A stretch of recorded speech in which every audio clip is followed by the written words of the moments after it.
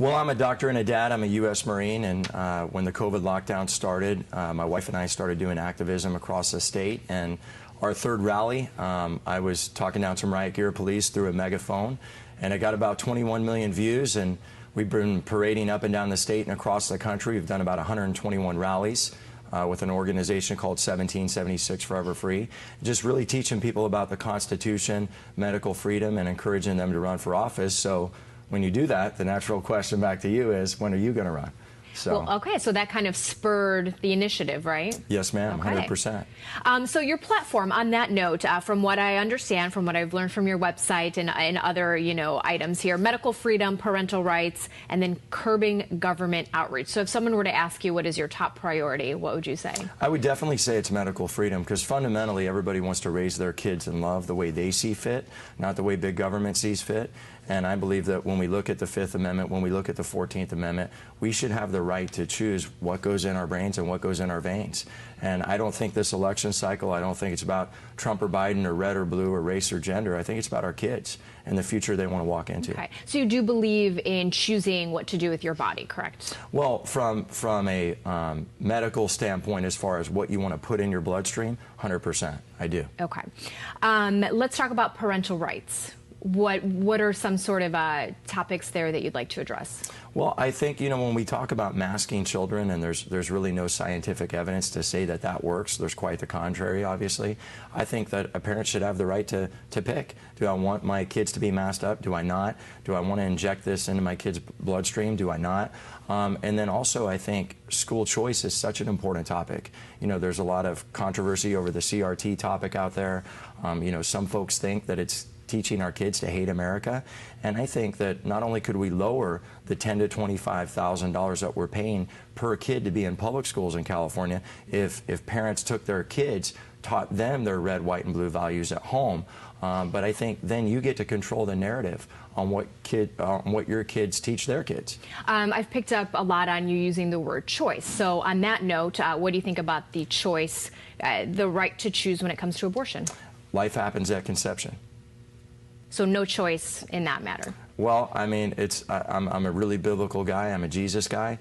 And I think that if you were responsible enough to fool around on a Friday night, you're responsible enough to keep that living being out on the planet.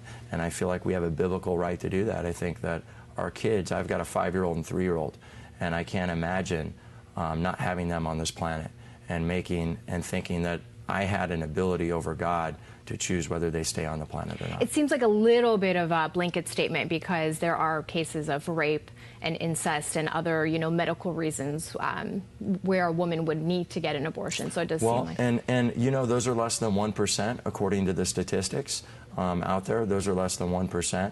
I believe if a mother's life is in danger, that would be the only exception. But again, incest, rape, medical intervention where it's needed to save a mother's life, statistically it's less than 1%. Let's talk about curbing government outreach, because that is also something that you say, hey, listen, we need to stop government interference. Well, we see over and over again, when you put more regulations on a small business, when you put more regulations on a local town or municipality, it doesn't actually make that area thrive. It does the exact opposite. Look at all the regulations of what we've done with water and energy just in this state alone from a state standpoint. So I think big government should stay out of the way, allow people to flourish, and after a 2-year pandemic, that's certainly what we need to concentrate on. What do you think specifically are the hardships that small business owners in California are facing? Well, I think they're facing with a 7% inflation rate and gas prices that are over $7. In the service industry, from a restaurant standpoint, a lot of those guys, if they're not already out of business, they're trying to recover from COVID. And so we need to take off those regulations to allow people to come in, and frequent their restaurants, because I know so many folks, just in Carlsbad, where I live, the restaurant right next to me, they almost lost everything. So we need to give them time to recover, and we certainly can't do that if we're bearing down on them with regulations.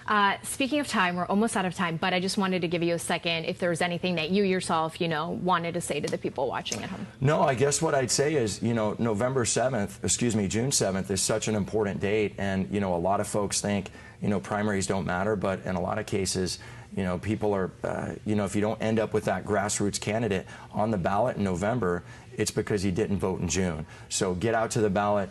You know, another thing we're really looking at is election integrity. We believe if you can buy a beer and you have to be ID'd, or get on a plane and you have to be ID'd, we need to clear the voter rolls. We need to clean them out. We need to start to look at the process of how we do our elections and make them fair for everybody. Your website? Cordie4Senate.com. That's CORDIE, number 4Senate.com. Go there, volunteer if you want to get involved. We've got a million ways for you to do that. And always, we're going to ask for your time, hands, and money. That $5, $10, $15, $100, or even $5,800 helps the campaign move forward. Okay, Cordie Williams, we appreciate your time. God bless you, Jenny. Thanks a lot. Yes, again, Republican candidate for U.S. Senate.